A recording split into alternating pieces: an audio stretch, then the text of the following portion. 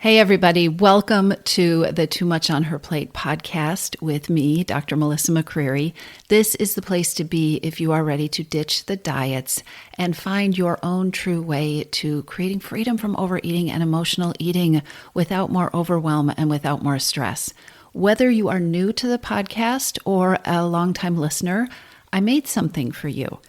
For a while now, I have been getting questions and comments from listeners saying, I love the podcast and I would really like a guide to how to digest past episodes. Where do I start? What would be most helpful? And so I've created a roadmap for you. The Freedom from Overeating Roadmap for Smart Busy Women is a guide to must-listen podcast episodes. It's your roadmap for how to get started or podcast episodes that you might want to revisit because they are super helpful for understanding the approach that I take in the podcast.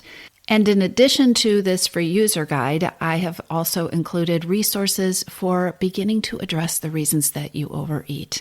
That eternal question that your brain wants to ask, okay, this is all very interesting, but what do I do? If you haven't downloaded it yet, go to toomuchonherplate.com/map, M-A-P, and grab your own copy of the Freedom from Overeating Roadmap and Podcast Guide. Hit pause, do that first, and then let's dive into this week's episode.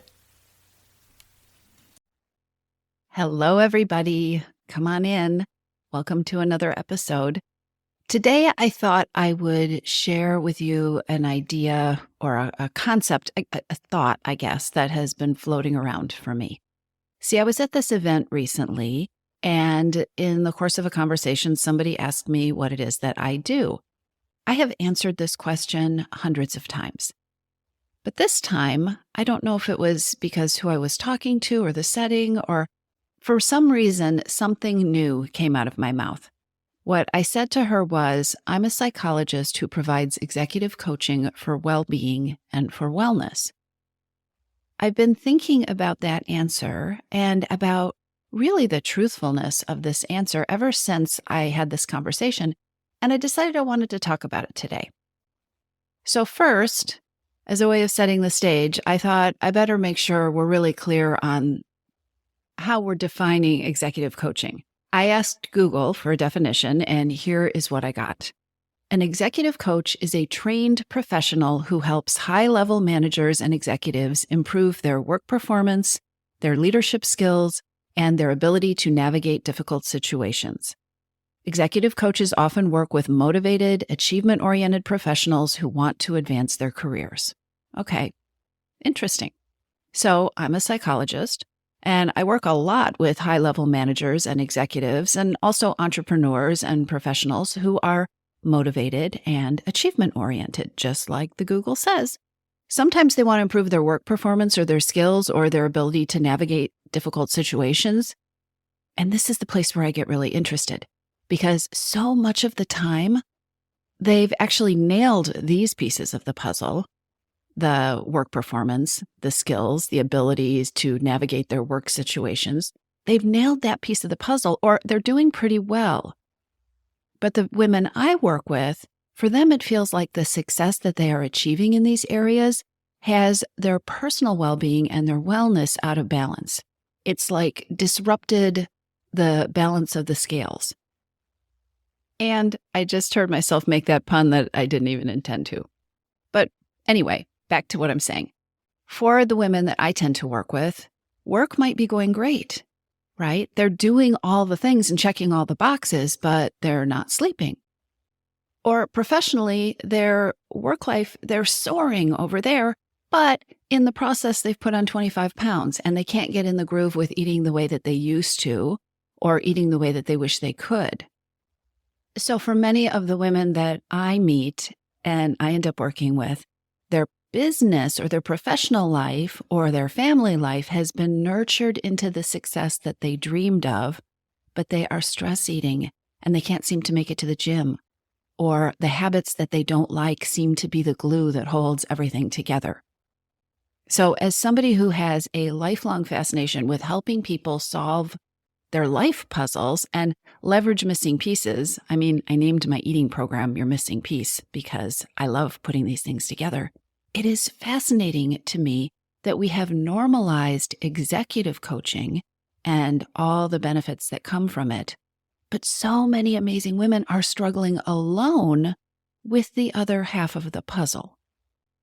And the truth is, if you are only addressing the work, the leadership, the performance side of things, you're either creating a house of cards that is not sustainable, or you're creating a setup for stress and unhappiness because you've built and then solved an equation that doesn't include what you really need or want or desire. And let's talk about those wants and needs and desires for a hot minute, because I have some thoughts about this too. Let's go back to this idea of executive coaching for wellness and for well-being. I see a world of difference between what I end up helping my clients with because it is what they want, a world of difference between that kind of coaching for well-being and traditional wellness coaching. And I believe this might be very relevant for you, which is why I am recording this episode. The difference between the kind of coaching that I end up doing and traditional wellness coaching, I think of it as the difference between the what and the why.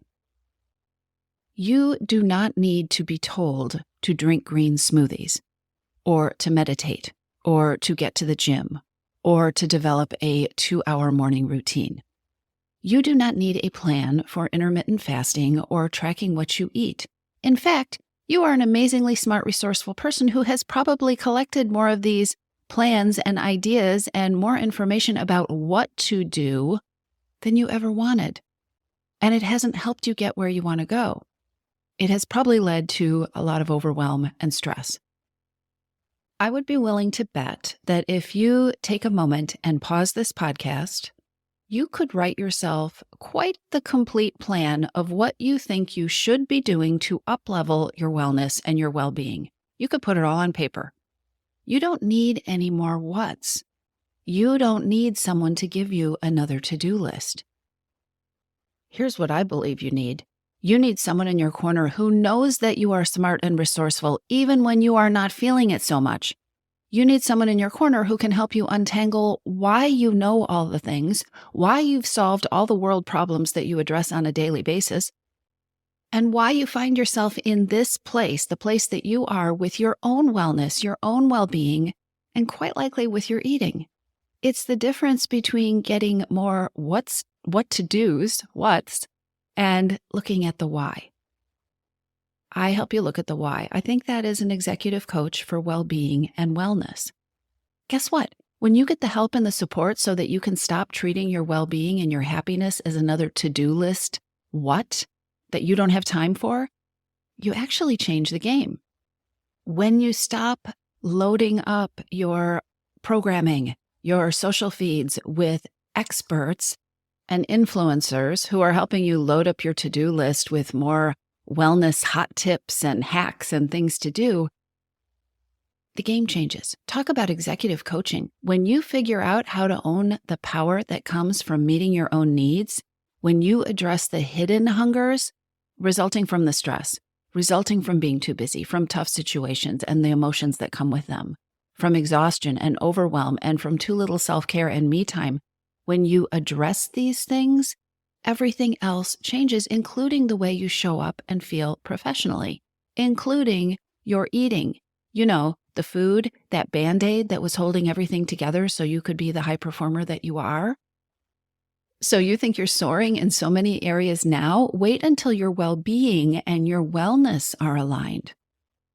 The more I hear myself talking and recording this episode, I am definitely owning the title Executive Coach for Well-Being and Wellness. I think it's really important. And here's another thing. I said that what you don't need is another to-do list. As much as we think we want to be told what to do, it is so important to reinforce the reality that you are already overdoing. You do not need a wellness to-do list. What you need is what I've actually spent my whole professional life as a psychologist helping women with. And that's important stuff that you might not have on your current wellness to-do list, like getting to the root of the problem, the patterns, the habits, so that you can extricate them from your life and you can move on. Why are you scrolling at bedtime and shortchanging yourself on sleep? Why can't you stop the mindless eating or the stress eating patterns? How come the scale keeps going up and all your intentions to do something different fizzle out? Where did your motivation go? Getting to the root of these big, huge questions changes everything. And that is so different from what you get with a wellness to-do list. That is executive coaching for well-being. Being successful and being broadly successful in your life as well as in your profession has so many nuances. What you need is less of a just do it approach and instead somebody who can help you see the subtle and the not so subtle nuances of how you're sabotaging yourself. We all do it. The history that you bring to this pattern. Let's talk about overeating. What's the history behind that? How are you sabotaging yourself? What are the thoughts and the beliefs that you might believe make you stronger, but are actually setting you up for burnout and way more stress than necessary? Again, as a psychologist, I have spent decades helping women with this stuff. And when we apply it strategically to this area of your life, it is so powerful. Are you beginning to hear the difference between piling on more what to do, what should I do, adding to your to-do list, versus getting really deep and digging out the whys and taking care of the whys? Why am I overeating? Why am I stressed? Why am I overwhelmed? There's another piece that is heavily rooted in psychology, and that is discovering the difference between a success mindset that is based on powering through and overdoing and quite possibly overpleasing other people and definitely under-prioritizing your own needs. There's a huge difference between that and building and fostering, nurturing a set of beliefs and approaches to motivating and inspiring yourself that create success, and also simultaneously build a path to wellness and well-being and health and the things that you're really craving. And so back to what I was saying earlier, why is it that we have normalized executive coaching and its benefits, but so many amazing women are struggling alone with the other half of the puzzle, with how to make this fit and work with their lives so that you are being well, so that you have well-being? Why is it so acceptable to hire a coach to work on one part of the sphere, the professional part, but not the other? That's actually a rhetorical question because the answer is pretty clear. We live in a culture that glorifies productivity. Productivity culture or hustle culture, it's a very clear, very real societal pressure to maintain, to keep grooming this high level of productivity, constantly working, glorifying overworking yourself, being rewarded for constant availability and your fast response times to emails and texts and DMs, measuring your self-worth by how productive you've been, and then being immersed in a culture that fills all the white space with meetings, Zoom calls, and also frowns on relaxation or doing nothing. Of course, it's acceptable to work with somebody to get better at the work or the professional part of your life. Of course, that's a worthwhile investment. This is exactly the reason that executive coaching for well-being and wellness needs to be more of a thing. Because being a star, smashing the glass ceilings, doing all the amazing things that you want to do while at the same time enjoying your life and being in a state of wellness, this combination does not come about by doing more of the same and using a hustle culture, productivity kind of approach to keep pushing through and pushing harder. Guilt and self-blame don't build contentment. They don't build wellness and happiness.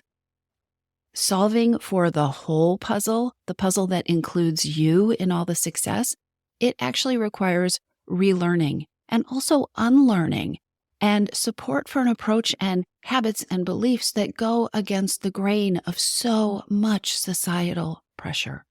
So many societal pressures, actually. Is this hard? It can be, but let's be real. I mean, professionally, you do hard things for breakfast. It is much harder, however, if you go it alone. Alone, in your brain, with all the old thoughts that push you in the opposite direction, right? Add to your to-do list, just do more, create a 2-hour morning routine and you'll be fine. And then you end up stressed and tired and starting the circle again. Making this pivot, changing the foundation, taking care of the whole puzzle instead of just half of it, is much harder if you go it alone. Is it worth it? Definitely. Does success, all the success, the professional, the personal, the wellness, the health, does that feel better and bigger? Most definitely. So that's what I have for you today. The idea of executive coaching for well-being and wellness. And I would love to know what thoughts and ideas it stirs up for you. And of course, if you would like to talk about doing this together and what that might look like, reach out. There'll be a link in the show notes and we can discuss it. Take care of your wellness, take care of your well-being, and it will take care of so much else. I'll talk to you soon. If you're ready to lose your overeating and emotional eating habits, and you are ready to step into a relationship with food that fits you, one that doesn't rely on willpower and deprivation, then now is the time to join your missing piece. Enrollment is open, and this is the perfect time to join me. Go to toomuchonherplate.com/freedom, or just click on the link in the show notes.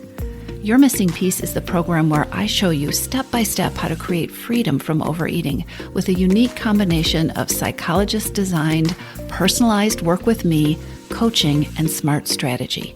You'll learn how to reclaim your power, ditch the diets, and create results that are built to last. Check it all out at toomuchonherplate.com/freedom, and I'll see you inside.